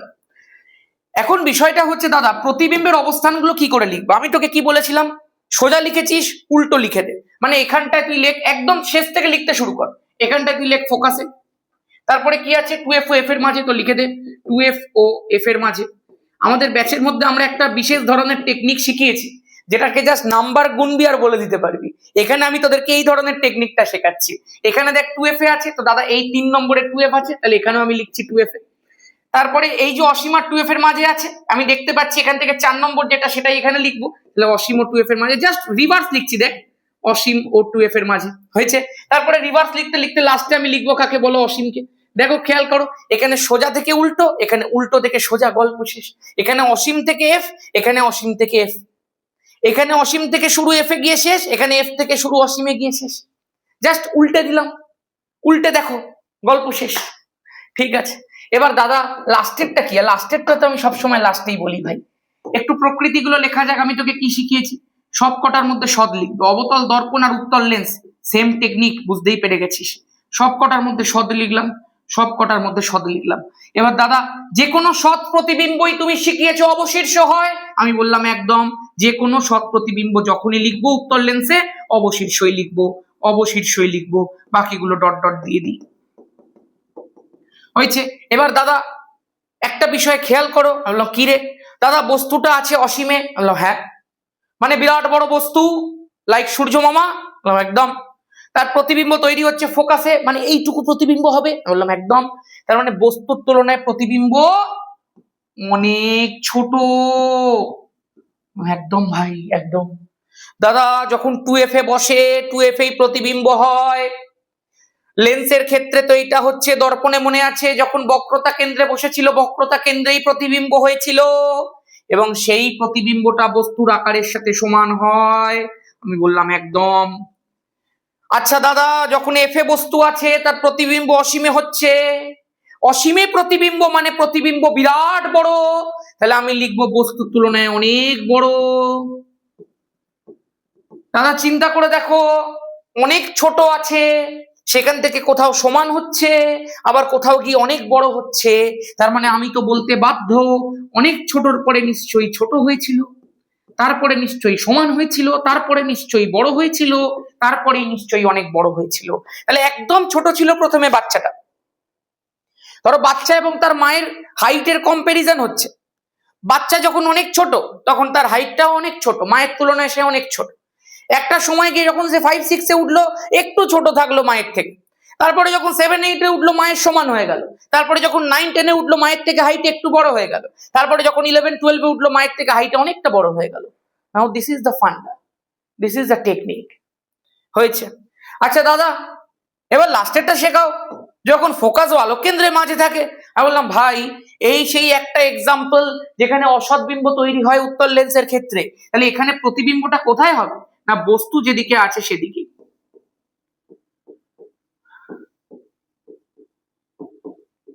হয়েছে? এবার দাদা প্রতিবিম্বটা কি হবে, মানে প্রকৃতিটা কি হবে? আমি বললাম প্রকৃতি তোকে কি বললাম আমি, এটা অসৎ প্রতিবিম্ব হবে। আর অসৎ মাত্রেই সেই প্রতিবিম্ব উত্তল লেন্সের ক্ষেত্রে সমশীর্ষ প্রকৃতির হয়ে থাকে। আর দাদা স্বাভাবিকভাবে সেটা বস্তুর তুলনায় বড় হবে বা বিবর্ধিত প্রতিবিম্ব হবে। আমরা বড়কে বিবর্ধিত বলি আর ছোটকে খর্বাকার বলি। ঠিক আছে, চলো। তাহলে আমি এইখানেও দেখতে পাচ্ছি যা যা কনসেপ্ট আমার লাগতো ড্রয়িং করার জন্য সেই প্রত্যেকটা কনসেপ্ট আমার ক্লিয়ার। এবার তুই আমাকে বল অবতল লেন্সের ক্ষেত্রে কেমনি প্রতিবিম্ব হয় জানিস? অবতল লেন্সের ক্ষেত্রে কিন্তু ছোট প্রতিবিম্ব তৈরি হয়, বস্তুর তুলনায় ছোট হয়, এবং সেই প্রতিবিম্বটা কিন্তু অসৎ হবে, সর্বদা অসৎ হবে। অসৎ মাত্রেই সেটা সমশীর্ষ প্রকৃতির হবে এবং বস্তুর তুলনায় ছোট হবে। তার মানে যদি কখনো তোকে জিজ্ঞাসা করে, যদি এটাও আঁকা আমি শেখাই, অবতল লেন্সের প্রতিবিম্বের প্রকৃতি অসৎ, সমশীর্ষ, বস্তুর তুলনায় ছোট। ঠিক আছে, তাহলে তুই আমাকে নিচে কমেন্ট সেকশনে একটা উত্তর দে। আমি লেন্সকে স্পর্শ না করে কি করে চিনবো সেটা উত্তল বা সেটা অবতল? পুরো একদম ডেসক্রিপটিভ ভাবে লিখে আমাকে নিচে দে 3-4 লাইনের মধ্যে। ঠিক আছে, চলো। এবার আমি জাস্ট একটুখানি চেক করি তো আমাদের রেকর্ডিংটা পারফেক্ট হচ্ছে কিনা। এসি চলছে তো রেকর্ডিং বেঁকেও যেতে পারে মাঝে মধ্যে, অনেকক্ষণের রেকর্ডিং হয়ে গেছে ভাই। এই সাবাস, একদম পারফেক্ট হচ্ছে ভাই। চলো, কোনো চাপ নেওয়ার প্রয়োজন নেই, নেক্সট দেখা যাক। আচ্ছা এবার তুই দেখতে পাচ্ছিস আলোর বেগ আছে, আলোর তরঙ্গ দৈর্ঘ্য আছে, চ্যুতি কোণ আছে, প্রতিসরাঙ্ক আছে, এবং এই প্রত্যেকের মধ্যে সম্পর্ক চেয়েছে। অ্যাকচুয়ালি এগুলো কিন্তু কোথাও গিয়ে বিচ্ছুরণের সাথে সম্পর্কিত। তোরা প্রত্যেকেই জানিস বিচ্ছুরণ মানে কি। আজকে তুই চিন্তা করে দেখ, ধর একটা প্রিজম আছে, একটা আলোক রশ্মি আসছে, সেটা হচ্ছে সাদা আলো। আমি ধর এখানে সাদা আলো দিয়েই দেখাচ্ছি। এই সাদা আলোটা যখন এলো সেটা প্রিজমের মতো কোন একটা মাধ্যমের মধ্যে দিয়ে যাওয়ার সময় এরকম ভাবে 7টা আলোতে ভেঙে যায়। এরকম গেল 7টা আলোর মধ্যে ভেঙে গেল, এটা পুরোটা এরকম স্ট্রেট যায় না, তাও জাস্ট দেখে নে। 7টা আলোর মধ্যে ভেঙে গেল, 3 3 6 1 7। এই 7টা আলো কি কি সেটাও তুই জানিস। আমরা এরকম ভাবে সেটাকে লিখে থাকি ভিভ জিওর, VIVGYOR, বা ইংরেজি থেকে বাংলায় যখন যাই আমরা বলি বেনিয়া সহ কলা, বাট আমরা ইংরেজিটা বেশি ফোকাস করব, বেশি প্রেফার করব। তো এখানে দাদা তুমি দুটো আলোক রশ্মি দেখতে পাচ্ছ, আমি বললাম কি কি রে? না VIVGYOR। প্রথমে আমাকে একটা কথা বলো, এইটাকে এরকম ভাবেই পরপর কেন লেখা হয়েছে বলো তো? মানে এটা তো গ্রিনটা আগেও দিতে পারতো, বিটা পরে দিতে পারতো, আইটা লাস্টে দিতে পারতো, এরকম ভাবে ভিভ জিওরই কেন হলো? I am very good question ভাই। এবং আমি জানি না এই কোয়েশ্চেনটা কতজনের মাথার মধ্যে এসেছে এখনো পর্যন্ত। তোরা ছোটবেলা থেকে হয়তো শুনেছিস রামধনুতে 7টা রং থাকে, দেখেছিস কি কোনোদিন 7টা রং? দেখিসনি তো ভাই। তোরা সবসময় জেনেছিস বেনিয়াসো কলা ভিভ জিওর, কেন নামটা ওরকম হয়েছে সেটা কখনো ভেবে দেখেছিস? অ্যাকচুয়ালি এই ভায়োলেট থেকে, এটাকে তো ভায়োলেট বলে, এটাকে ইন্ডিগো বলে মানে আসমানি কালার, এটাকে ব্লু বলে, এটাকে গ্রিন বলে, এটাকে ইয়েলো বলে, এটাকে অরেঞ্জ বলে, আর এটাকে রেড বলে। এগুলোকে পরপর পরপর সাজানো হয়েছে তরঙ্গ দৈর্ঘ্যের ভিত্তিতে। তোরা নিশ্চয়ই 9-এর শব্দ চ্যাপ্টারে তরঙ্গ দৈর্ঘ্য শিখেছিস। আমি যদি তোকে খুব ছোট করে এখন তরঙ্গ দৈর্ঘ্য বলতে চাই তাহলে অতটা তোদের লাগবে না। আলো একটা তড়িৎচুম্বকীয় তরঙ্গ যেটা এরকম ভাবে ফ্লো করে। এবার তরঙ্গ দৈর্ঘ্য মানে হচ্ছে এই যে দুখানা দেখছিস তুই ওপরের পার্ট, এই দুটো পার্টের মধ্যে যে ডিস্টেন্স সেটাকে তরঙ্গ দৈর্ঘ্য বলা হয়। কোনো কোনো আলোর ক্ষেত্রে সেই ডিস্টেন্সটা অনেকটা বেশি হয়, কোনো কোনো আলোর ক্ষেত্রে ডিস্টেন্সটা অনেকটা কম হয়। তো তার উপরে ভিত্তি করে এদেরকে তরঙ্গ দৈর্ঘ্যের ভিত্তিতে সাজানো হয়েছে। খেয়াল রাখবি ভাই, যে সবার প্রথমে আছে অর্থাৎ ভায়োলেট, তার তরঙ্গ দৈর্ঘ্যটা হচ্ছে মিনিমাম, আর যে সবার শেষে আছে অর্থাৎ রেড, তার তরঙ্গ দৈর্ঘ্যটা হচ্ছে ম্যাক্সিমাম। সেই জন্যই ভায়োলেট থেকে শুরু করে রেডে গিয়ে শেষ হয়েছে। তার মানে দাদা পরপর যেগুলো আছে, মানে ভায়োলেট সবচেয়ে কম, তারপরে ইন্ডিগোতে একটু বাড়লো, ব্লুতে একটু বাড়লো, করতে করতে করতে করতে রেডের মধ্যে ম্যাক্সিমাম হলো। আমি বললাম একদম। আচ্ছা এই জন্য এটাকে এরকম ভাবে সাজানো না? আমি বললাম একদম। দাদা এই তরঙ্গ দৈর্ঘ্য যেটাকে আমরা ল্যামডা দিয়ে লিখি, এইটা জেনে আমাদের কি লাভ আছে? আমি বললাম এই একটা জিনিস যদি তুই জেনে যেতে পারিস, তুই এই প্রত্যেকটা ধর্মকে এক্সপ্লেন করে দিতে পারবি। প্রত্যেকটা ধর্ম এক্সপ্লেন হয়ে যাবে। দেখবি কিভাবে? আমি প্রথমে যেটাকে এক্সপ্লেন করব সেটা হচ্ছে বেগ। খেয়াল করে দেখ, এক একটা করে ডেফিনেশন বলছি, ডেফিনেশন আমি বলি না, এক একটা করে সমীকরণ বলছি আর দেখতে থাক। একটা সমীকরণ আছে v equal to N lambda. এখানে দাদা ভিটা হচ্ছে আলোর বেগ। এই প্রত্যেকটা কিন্তু পরীক্ষাতে আসে। আর এত শর্ট করে এত কম্প্যাক্ট ইনফরমেশন তুই আর পৃথিবীর কোনো বইতে পাবি না ভাই। আমি জানি না ইউটিউবের কোনো ভিডিওতে আছে কিনা, এত শর্ট করে এত কম্প্যাক্ট জিনিসপত্র যেগুলো পরীক্ষাতে আসে একদম ডিরেক্ট তার মধ্যে অ্যাটাক। বিকজ এর বাইরে কিছু আসবে না। আমি তো তোকে বারবার করে বলছি অ্যাডভেঞ্চার একাডেমিকে তুই ব্লাইন্ডলি ফলো কর বছর ধরে। পুরো আগের বছরে ছেলেমেয়েরা করেছে, তার আগের বছরে ছেলেমেয়েরা করেছে, যারা করেছে তারা রেজাল্ট পেয়ে গেছে। তোরা কর, তোরাও রেজাল্ট পেয়ে যাবি। আমি বারবার করে বলছি, আমি হাওয়ায় তীর মারি না ভাই। আমি তোকে কোনো একটা কথা বলছি, মানে সেটা খুব ভেবে চিনতে খুব বুঝে শুনে বলছি। ব্লাইন্ডলি ফলো কর, 100তে 100 কমন দিয়ে দেবো। যা করাচ্ছি তার বাইরে কিছু আসবে না। দাদা ভিটাকে বেগ বলে, এনটাকে কি বলে গো? বললাম এনটাকে কম্পাঙ্ক বলে। ভাই দাদা একটু চেনা চেনা লাগছে। প্রতিসরণটা শুরু করার সময় তুমি কম্পাঙ্কের কথা বললে, তুমি বললে প্রতিসরণের সময় সব চেঞ্জ হয়ে যেতে পারে, কম্পাঙ্ক কোনোদিন চেঞ্জ হবে না। তার মানে দাদা কম্পাঙ্ক একটা ধ্রুবক। আমি বললাম একদম। আর এই ল্যামডাটা কি বেশ দাদা? ল্যামডাটা হচ্ছে তরঙ্গ দৈর্ঘ্য। সবসময় খেয়াল রাখ ভাই, তোরা কিছুদিন পরে ভেদ চ্যাপ্টার পড়বি যখন, তখন জানতে পারবি যদি এই ধরনের ইকুয়াল টু ধ্রুবক থাকে। তোরা গ্যাসের আচরণে আমার কাছে শিখেছিস, এই ইকুয়াল টু ধ্রুবকটাকে তুলে দিয়ে আমরা এরকম ভাবে একটা প্রপোর্শনাল সাইন আনতেই পারি। তার মানে ভি আর ল্যামডা পরস্পরের সাথে সমানুপাতিক। যেহেতু এটা ধ্রুবক, ইকুয়াল টু ধ্রুবক তুলে দিয়ে আমরা একটা সমানুপাতিক চিহ্ন আনতে পারি। যেমনি সমানুপাতিক চিহ্নটাকে তুললে একটা ইকুয়াল টু ধ্রুবক আসে। একদম। তার মানে দাদা এর থেকে কি বুঝতে পারছো? আমি বললাম বুঝতে যাই পারছি যে যদি কারো ল্যামডা বাড়ে তার মানে তার বেগটাও বাড়বে। আমি বললাম একদম। যদি কারো তরঙ্গ দৈর্ঘ্য বা ল্যামডাটা কমে তার মানে তার বেগটাও কমবে। আমি বললাম একদম। দিস ইজ দ্য ফান্ডা। তার মানে দাদা আমি যদি বেগের কম্পারিজন করতে চাই, যেটা তুমি বোর্ডের মধ্যে দেখিয়েছো, যেটা পরীক্ষাতে আসে, তাহলে বেগের ক্ষেত্রে যার ভ্যালুটা ম্যাক্সিমাম হয় তার নাম হচ্ছে রেড। আমি বললাম কেন গো? কারণ তুমি তো একটু আগে বললে যে যদি তরঙ্গ দৈর্ঘ্য বাড়ে তো বেগটাও বাড়বে। তার মানে দাদা যার তরঙ্গ দৈর্ঘ্যটা ম্যাক্সিমাম, যেহেতু ভি প্রপোর্শনাল টু ল্যামডা, তার বেগটাও ম্যাক্সিমাম। আমি বললাম একদম ভাই, একদম। আর দাদা যার তরঙ্গ দৈর্ঘ্যটা মিনিমাম, সবচেয়ে ছোট, সমানুপাতের নিয়ম অনুযায়ী তার বেগটাও মিনিমাম, সবচেয়ে ছোট। তাহলে একদম পরিষ্কার ভাবে বেগের ক্ষেত্রে ম্যাক্সিমাম হচ্ছে রেড, বেগের ক্ষেত্রে মিনিমাম ভায়োলেট, কারণ তার তরঙ্গ দৈর্ঘ্যটাও মিনিমাম। তাহলে একটা ধর্ম তোর কাছে পরিষ্কার। দাদা দ্বিতীয়টা তো তরঙ্গ দৈর্ঘ্য আছে, এটা তেমনি পরিষ্কার। 3 নম্বর হচ্ছে চ্যুতি। দেখ ভাই, ধর তোর মাসেল ফাসেল আছে খুব, তোকে কেউ টলাতে পারবে না ভাই সামনে থেকে, তোর জন্য লোকজন সরে যাবে। কিন্তু ধর তুই এমনি করে যাচ্ছিস, একদম নুইয়ে যাচ্ছিস এরকম এরকম করে ভূতের মতো, তোকে যে এসে ধাক্কা মেরে সরিয়ে দেবে ভাই।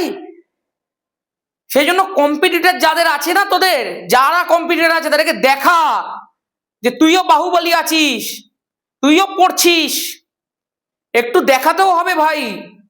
সব সময় নুইয়ে থাকলে, এই মুখোশ পড়ে থাকলে হবে না। অনেকে বলে না তুমি শুধু কর্ম করে যাও, কাউকে দেখাও না। আরে ভাই দেখাতেও হয়, নাহলে পৃথিবীর চেপে দেবে তোকে। একটু মাসেল পাওয়ারও মাঝে মধ্যে, মাসেল বলতে আমরা ব্রেনের মাসেলের কথা বলছি, আমরা তো আর ওই মারামারি করতে যাচ্ছি না। কখনো কখনো ব্রেন মাসেল পাওয়ারটাও দেখাতে হয়, সব সময় বাড়িতে নুইয়ে পড়ে থাকতে নেই। তাহলে দুনিয়া কমজোর ভাববে, আর কমজোরদের কোনো জায়গা নেই দুনিয়াতে। খেয়াল রাখবি, তুমি যত বড় ফিলোসফার হবে তুমি তত বড় জায়গায় পৌঁছাতে পারবে। তোমার দর্শন যত বড় হবে, তুমি যদি দুনিয়াকে ছোট করে দেখো তুমিও ছোট জায়গাতেই পড়ে থাকবে। তুমি যদি তোমার মনকে বড় করতে পারো, তোমার ভাবনাকে বড় করতে পারো, তোমার চিন্তাধারাকে বড় করতে পারো, তুমিও বড় জায়গায় পৌঁছাবে। ছোট মনের মানুষরা ছোট জায়গাতেই থাকে ভাই। একটু মস্তিষ্কের প্রসার ঘটা, ওরা অনেক ছোট এগুলো বোঝার জন্য। তোরা আমি জানি আস্তে আস্তে তোরা বুঝবি, 1 বছরে তোকে আমি অনেক কিছু শেখাবো, শুধু পড়াশোনাই নয়, তোকে আমি জীবন চলতে শেখাবো। আমি যতটা শিখেছি ভাই, আমি এখনো সবকিছু জানি না, তবে এইটুকু যতটা জেনেছি ততটা তোকে বলছি। কিছু প্রকাশ করবি, সবসময় নুইয়ে থাকবি না। আর এমনি নয় যে ওভার কনফিডেন্ট, সব পারো ভাই, যা যা যা তুই যা তুই যা, এরকম নয়।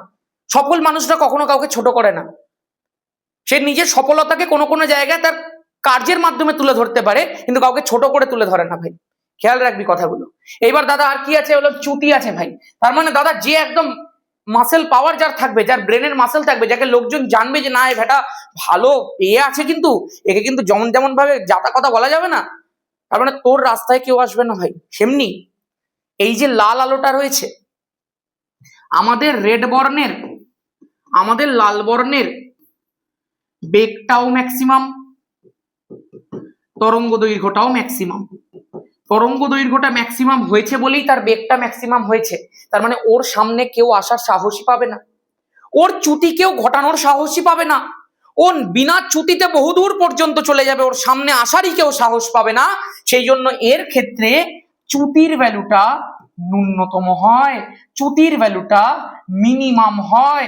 আমি আশা করব প্রত্যেকটা লজিক তোর কাছে ক্লিয়ার হচ্ছে। আর দাদা এই যে আমাদের ভায়োলেট কালার ছিল, সেই ভায়োলেট কালারের ক্ষেত্রে আমরা দেখেছিলাম যে বেগের ভ্যালুটা তার মিনিমাম ছিল, তরঙ্গ দৈর্ঘ্যের ভ্যালুটা তার মিনিমাম ছিল। যেহেতু ওর বেগ খুব মিনিমাম, সে আস্তে আস্তে ভূতের মতো করে চলছে, তরঙ্গ দৈর্ঘ্যটাও তার মিনিমাম। ওকে যে সে বলে এই যা তুই দুধ ভাত যা পরে খেলবি, তার মানে দাদা ওকে যখন তখন যে সে সরিয়ে দিতে পারে, ওকে যখন তখন যে সে রিপ্লেস করতে পারে, ওকে যখন তখন যে সে ধাক্কা মেরে সরিয়ে দিতে পারছে, এদিক ওদিক বাঁকিয়ে দিতে পারছে। তার মানে ওর চ্যুতিটা ম্যাক্সিমাম। চ্যুতি মানে কি ভাই, বেঁকে যাওয়া। তা যখন তখন বেঁকে যাবে কখন, যখন তোমার বেগটা স্লো হবে, যখন তুমি ফুরফুর ফুরফুর করে বেরিয়ে চলে যাবে, তখন তোমাকে বাঁকানোরই ক্ষমতা কারণ নেই। লোকে তোমার পেছনে দৌড়ানোর জন্য পাগল হয়ে যাবে যে ওর সমান যাব, কারণ তোমাকে কেউ ধরতেই পারছে না। মাইন্ডেড, অনেক বড় শিক্ষা দিলাম। নেক্সট দাদা প্রতিসরাঙ্কের ভ্যালু। আমি বললাম প্রতিসরাঙ্কের ভ্যালু কি করে বার করবি জানিস?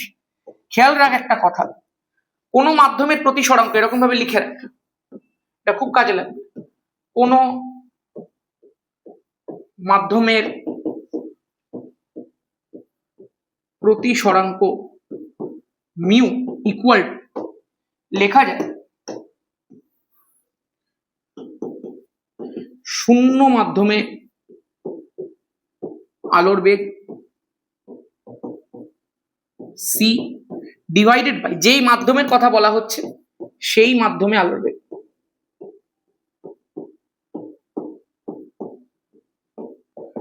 ভি। তার মানে দাদা সোজা কথায় মিউ এর ভ্যালুটা হয়ে যায় সি বাই ভি। আমি বললাম একদম শূন্য মাধ্যমে আলোর বেগ ডিভাইডেড বাই যেই মাধ্যমের প্রতিসরাঙ্কটা মাপা হচ্ছে সেই মাধ্যমে আলোর বেগ। দাদা এখান থেকে কি কোনো অঙ্ক আসে? বললাম দুটো প্রশ্ন আসে ভাই।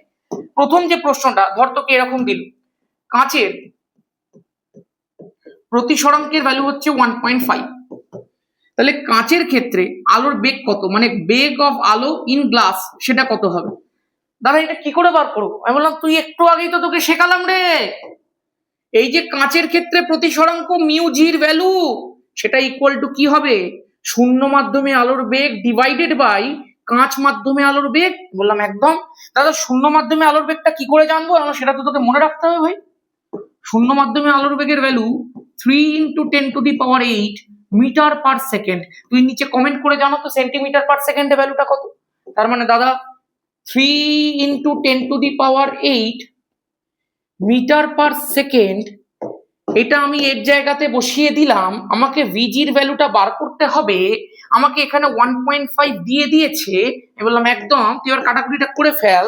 তার মানে দাদা এখান থেকে যদি আমি ভিজি বার করতে চাই, তাহলে আমি দেখতে পাচ্ছি 3 × 10⁸ ডিভাইডেড বাই, আমি এটাকে কোনাকুনি গুণ করে তলায় 1.5 নিয়ে চলে আসবো।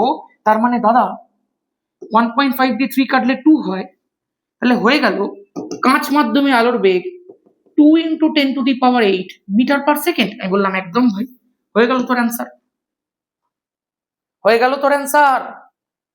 চল আরেকটা কি প্রশ্ন দেয় দাদা, প্রশ্ন আরেকটা দিতে পারি এমনি, দেখাও যে পরম প্রতিসরাঙ্কের মান, পরম প্রতিসরাঙ্ক তোরা নিশ্চয়ই এতক্ষণে পরম প্রতিসরাঙ্ক জেনে গেছিস, মানে কারণ নিজস্ব প্রতিসরাঙ্ক। যেমনি এখানে দেখ কাঁচের প্রতিসরাঙ্কটা দিয়ে দিয়েছে, তার মানে ওটা কাঁচের কি পরম প্রতিসরাঙ্ক। তাহলে এই যে বলা হচ্ছে কোন পরম প্রতিসরাঙ্কের মান কখনো কোনো দিনও এক অপেক্ষা কম হতে পারে না, কোনোদিনও এক অপেক্ষা কম হতে পারে না। কেন দাদা এমনি কেন বলছো? বললাম ধর তুই চিন্তা করে দেখ, একটা ভগ্নাংশ কখন এক অপেক্ষা ছোট হয় আর কখন এক অপেক্ষা বড় হয়। আমি যদি তোকে বলি 11/10 আছে, তাহলে সেটা হয়ে যাচ্ছে 1.1। স্বাভাবিকভাবে সেই 1.1টা একের থেকে বড়। তুই বললি হ্যাঁ দাদা একদম বড়। আমি তোকে বললাম সাপোজ তুই চিন্তা করে দেখতো, ধর এখানে 9/10 আছে, 11/10 জায়গাতে 9/10 আছে, তাহলে সেটা কত হয়ে গেল বল? 0.9 হয়ে গেল।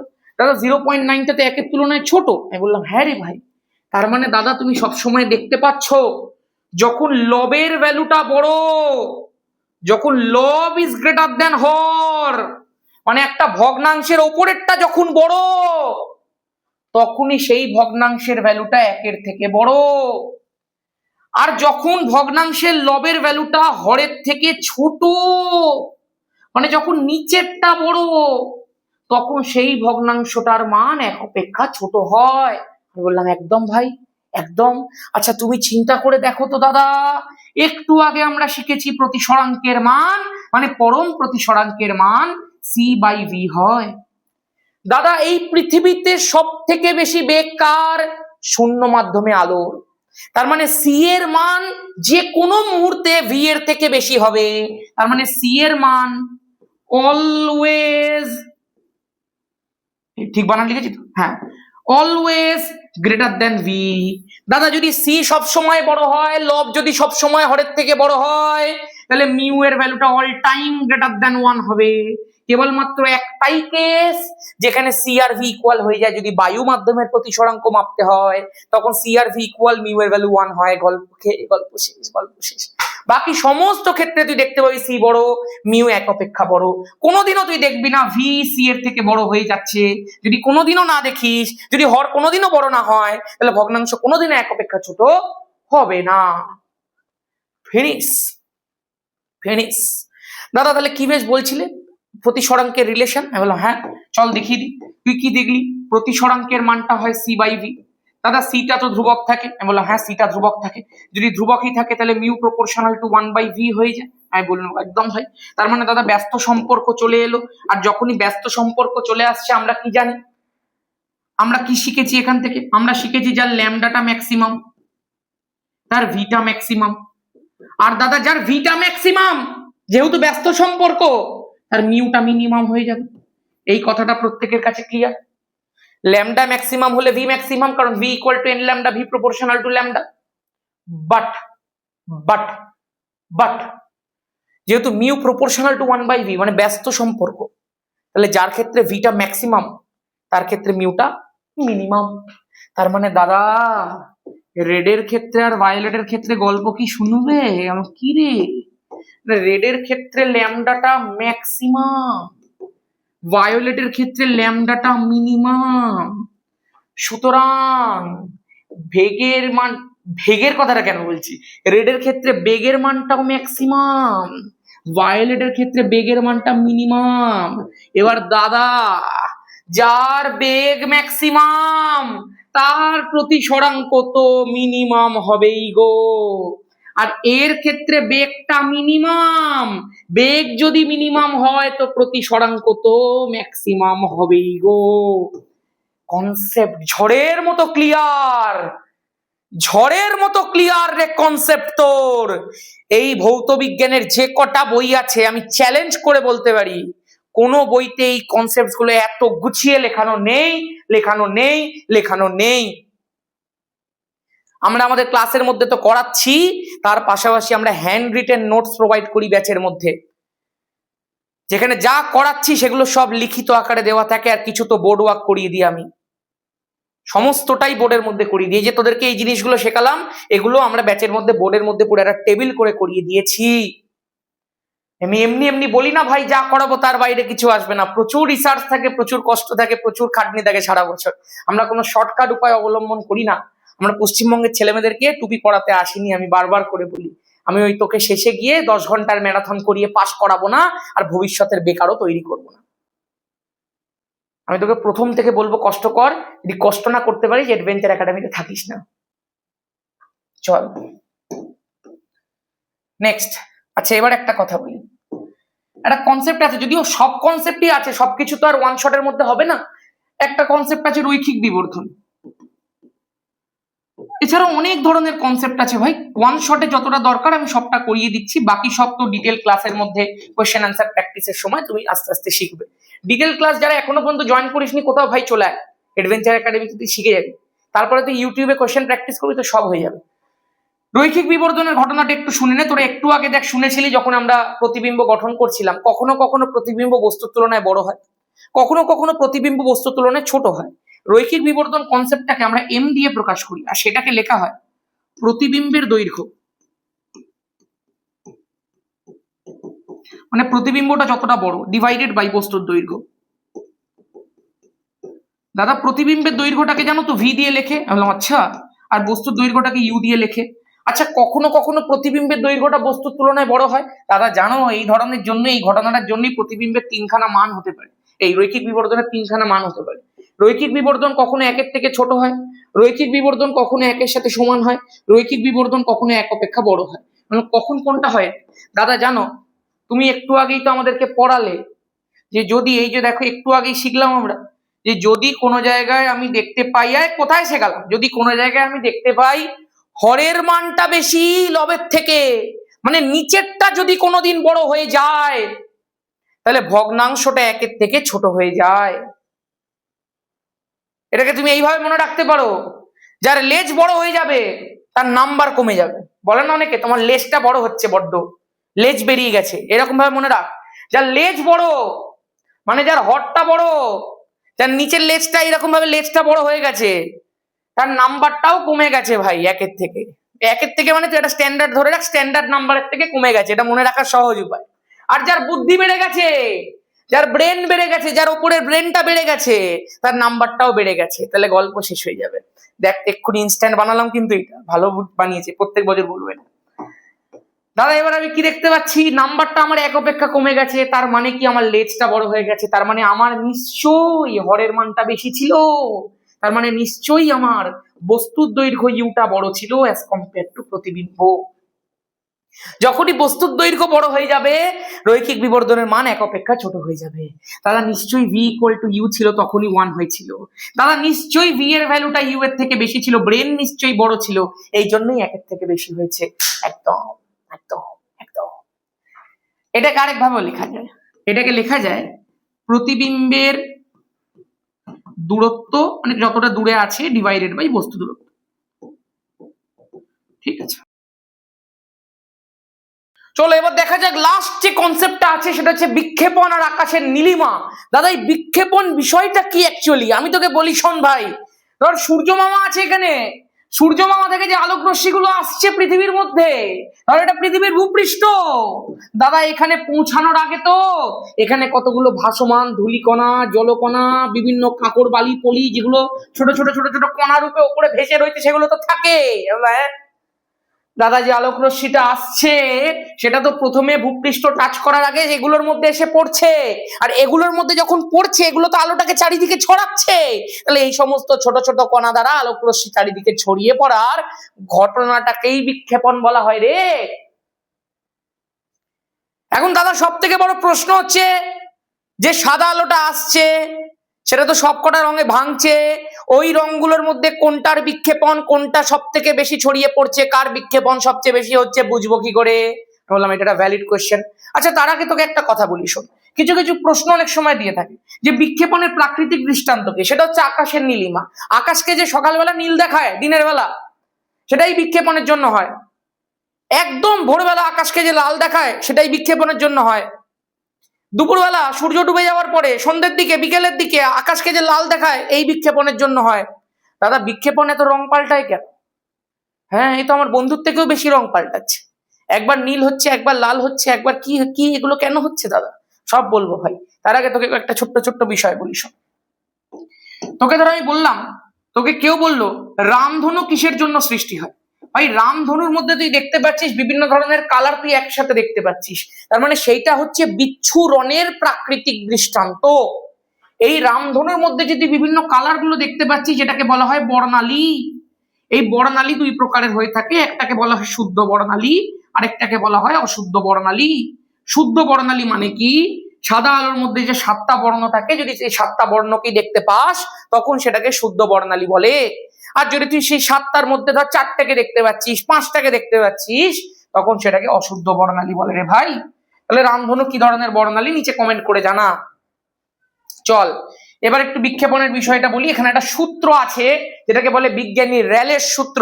সূত্রটা হচ্ছে বিক্ষেপণের তীব্রতা প্রপোর্শনাল টু 1/λ⁴। প্রথমেই তুই এইটুকু দেখে তো বুঝে গেছিস যেটা একটা ব্যস্তানুপাতিক সম্পর্ক আছে, বল হ্যাঁ কি না? একদম হ্যাঁ।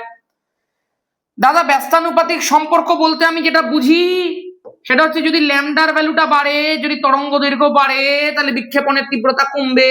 তুমি বলো হ্যাঁ, বললাম একদম হ্যাঁ ভাই। তার মানে দাদা যত তরঙ্গ দৈর্ঘ্য বাড়বে তত বিক্ষেপণ কম হবে, আর যত তরঙ্গ দৈর্ঘ্য কমবে, যদি এটা কমে তো এটা বাড়বে, তার মানে তত বিক্ষেপণের তীব্রতা বাড়বে। বললাম একদম ভাই, একদম। তাহলে দাদা বিক্ষেপণের তীব্রতা বেড়ে যাওয়ার মানে কি, আলোটা বেশি করে ছড়াচ্ছে, বেশি করে বিক্ষেপিত হচ্ছে। আর বিক্ষেপণের তীব্রতা কমে যাওয়ার মানে কি, আলোটা কম ছড়াচ্ছে, কম বিক্ষেপিত হচ্ছে। সূত্রটা দিয়েছিলেন বিজ্ঞানী র্যালে যে বিক্ষেপণের তীব্রতা আলোক তরঙ্গ দৈর্ঘ্যের চতুর্থ ঘাতের সাথে ব্যস্তানুপাতিক। তাহলে দাদা এরকম ভাবে যদি আমি দেখি একটুখানি মন দিয়ে, তাহলে তো আমি যে ভিবজিওর লিস্ট জানি VIBGYOR, এখানে সব থেকে কম তরঙ্গ দৈর্ঘ্য কার বলতো? এই যে ভায়োলেটের ল্যামডাটা মিনিমাম, আর রেডের ক্ষেত্রে ল্যামডাটা ম্যাক্সিমাম। দাদা আমি বললাম একদম। তাহলে দাদা যার ক্ষেত্রে ল্যামডাটা ম্যাক্সিমাম, যার ক্ষেত্রে ল্যামডা সবচেয়ে বেশি, তার তো বিক্ষেপণটা সবচেয়ে কম। আমি বললাম একদম, তার বিক্ষেপণটা সবচেয়ে কম, মানে দাদা রেডের ক্ষেত্রে বিক্ষেপণ সবচেয়ে কম। আমি বললাম একদম রে ভাই, রেড সবচেয়ে কম ছড়িয়ে পড়ে, ও ছড়ায় কম, ব্যাপারটা বুঝলি? আর দাদা তাহলে ভায়োলেটের ক্ষেত্রে, আরে ওর ক্ষেত্রে ল্যামডাটা মিনিমাম, ল্যামডা যদি মিনিমাম হয় তো সব থেকে বেশি ছড়ায়। তাহলে তাহলে দাদা আকাশ তো সব থেকে বেশি ছড়িয়ে যায় ভায়োলেটটা, তাহলে আকাশকে তো ভায়োলেট দেখার কথা। আমি বললাম মানুষের চোখ কিন্তু আবার ভায়োলেটকে দেখতে খুব একটা বেশি পছন্দ করে না, সেই জন্য ভায়োলেটের ঠিক পরের কালার মানে ইন্ডিগো কালার, তার ক্ষেত্রেও তো ল্যামডাটা অনেক কম, প্রায় প্রায় মিনিমামই বলতে পারিস। এর ক্ষেত্রেও ল্যামডাটা এতটাই কম, অনেকটাই কম, তার ফলে এর ক্ষেত্রেও তো বিক্ষেপণের তীব্রতা অনেকটা বেশি। ওই জন্য মানুষের চোখ যেহেতু ভায়োলেটকে দেখতে পছন্দ করে না, সেই কারণে আমরা আকাশকে ইন্ডিগো দেখি, কারণ ইন্ডিগো কালারটা তরঙ্গ দৈর্ঘ্য অনেক কম হওয়ার জন্য, ওর বিক্ষেপণের তীব্রতা অনেক বেশি হওয়ার জন্য ও অনেক বেশি ভাবে ছড়িয়ে পড়ে, ওই জন্য আকাশকে আমরা পুরো ইন্ডিগো ইন্ডিগো দেখি, যেটাকেই বাংলাতে আমরা নীল বলে থাকি। ঠিক আছে, আসমানি কালার যেটাকে বলে। একদম পরিষ্কার, কনসেপ্ট ক্লিয়ার ভাই। এবার দাদা সূর্যোদয় সূর্যাস্তের সময় কি হয়? আমি বলছি দেখ, সূর্যোদয় আর সূর্যাস্তের সময় না, এই যে ধর আমি তোকে বলছি আকাশ, ধর এটা সূর্যোদয় সূর্যাস্তের সময় তুই দেখতে পাবি যে সূর্যটা এমনি দিগন্তের কাছে থাকে ভাই, একদম শেষের দিকে থাকে। এবার ওই শেষের দিক থেকে আকাশের একদম এই মিডিলটার মধ্যে আলো পৌঁছানোর জন্য আলোটাকে তো অনেক দূর থেকে ট্রাভেল করে করে আসতে হয়। আমরা কি দেখতে পাচ্ছি, যে সমস্ত আলোর তরঙ্গ দৈর্ঘ্যটা কম হয় তারা ছড়িয়ে বেশি পড়ে। তো যদি বেশি ছড়িয়ে পড়ে ও তো বেশি দূর ট্রাভেল করতে পারবে না। দিনের বেলাটা কি হয়, বেশি ছড়িয়ে পড়লো আকাশটুকুকে সে পুরো ইন্ডিগো করে দিল, কিন্তু যখন সূর্যটা দিগন্তে থাকে, সূর্য তো দিনের বেলা মধ্যিখানে থাকে, তখন সে চারদিকটাকে আসমানি করে দেয়। বাট সূর্য যখন দিগন্তে থাকে তখন তো আলোটাকে অনেকটা ডিস্টেন্স ট্রাভেল করতে হয় রে ভাই। সেই সময় আমি যদি ভায়োলেট বা ইন্ডিগোকে ইউজ করি, তাহলে ও তো একটুখানি জায়গার মধ্যে, এইটুকু জায়গার মধ্যে ছড়িয়ে যাবে, তো ও তো মধ্যিখানে আসতেই পারবে না আলোটা। তারপরে আমরা আকাশকে তো ইন্ডিগো বা ভায়োলেট দেখতেই পারবো না, ইন্ডিগো দেখার তো প্রশ্নই উঠছে না। সেই সময় পরীক্ষায় এই মানে আউট অফ সিলেবাস কোয়েশ্চেন আসার মতো একটা বিষয় চলে আসে, সে হচ্ছে রেড। কেন? রেড এমন একটা কালার যার তরঙ্গ দৈর্ঘ্য অনেক বেশি, যার বেগ অনেক বেশি, যে বিনা চ্যুতিতে বহুদূর পর্যন্ত ট্রাভেল করতে পারে। এই জন্য বিপদ সংকেত হিসাবে লাল আলোকে ব্যবহার করা হয়। আর লাল আলোরই একমাত্র ক্ষমতা আছে এই এত দূরের সূর্য থেকেও মাঝ আকাশে আসার, বিনা বিক্ষেপণের, বিনা চ্যুতিতে, বিনা কম্পিটিশনে ও একা আসতে পারে ভাই, কারণ আর কারোর ক্ষমতাই নেই অত দূর থেকে মাঝ আকাশ পর্যন্ত আসার। অকাত দিখা দিয়া। কাউকে আন্ডার এস্টিমেট করতে নেই। দিনের বেলায় ও কাজ করে না, কিন্তু দিনের শেষে ওই কাজ করে। তার মানে দাদা যখন দিগন্তে পৌঁছায় তখন যে কটা আলো আসে সব কটা আলোর মধ্যে লালের চ্যুতি সবচেয়ে কম, লালের বেগ সবচেয়ে বেশি। ওই জন্য লালই একমাত্র মাঝ আকাশ পর্যন্ত আসতে পারে। ওই জন্য আমরা সূর্যোদয় সূর্যাস্তের সময় আকাশকে লাল দেখি। এই জন্যই বিপদ সংকেত হিসেবে লাল আলোকে ব্যবহার করা হয়। তোদের জন্য একটা টাস্ক রইলো, তোরা আমাকে নিচে জানা গড় রশ্মি বা মধ্য রশ্মি কাকে বলে এবং কেন বলে। চলো ব্যাস, আমার মোটামুটি আলো ওয়ান শট যেটুকু দরকার ছিল সেটুকু করানো উচিত ছিল, আমি করিয়ে দিয়েছি। তোমাদের আশা করবো এবার যখন কোয়েশ্চেন প্র্যাকটিস করাবো বাকি সমস্ত প্রশ্ন করিয়ে দেবো। লেন্সের ক্ষমতার একক নিচে কমেন্ট করবে, প্রত্যেকে আমাকে জানাবে যদি একটা দর্পণকে জলের মধ্যে নিমজ্জিত করি তাহলে ফোকাস দৈর্ঘ্যের কি পরিবর্তন ঘটছে। এই যে প্রশ্নগুলো তুমি দেখতে পাচ্ছ এই সমস্ত প্রশ্ন আমরা কভার করাবো আমাদের সিক্রেট সেটের মধ্যে। সিক্রেট সেট গুলো কিছুদিন পর থেকে আসতে থাকবে। তোরা বল এরপরে তোরা কার ওয়ান শট চাস, আমি সেটা তোদেরকে করে দেবো। যারা আমাদের ফাউন্ডেশন ব্যাচের মধ্যে ভর্তি হতে চাইছিস তাদের জন্য বলি 6289360364 এই একটাই মাত্র নাম্বার, আমার আর কোনো নাম্বার নেই।